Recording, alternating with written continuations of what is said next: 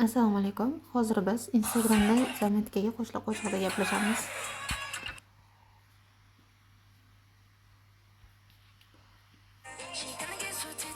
Qo'shiqlar qo'yilyapti, lekin hammada emas. Ba'zan qo'shiqlar sahnada chiqadi. Ba'zida esa bu chiqmaydi. Chiqmagan holatda bu yerga zametga qo'ymoqchi bo'lgan qo'shig'imizni nomini to'liq yozamiz. So'ngra bir qator shu qo'shiqdan foydalangan videolar kelib chiqadi. Pastda mana qo'shiq foydalanilganligi chiqib kelgan joyda bossak, shu qo'shiq chiqadi. Mana darrov zametkaga qo'yish chiqdi. Agarda ba'zan zametga qo'yish sirasi chiqmaydi, bunda bironta postga kirasizda, yana burchakdagi qo'shiqni yana bosib, keyin kirsangiz chiqib qoladi.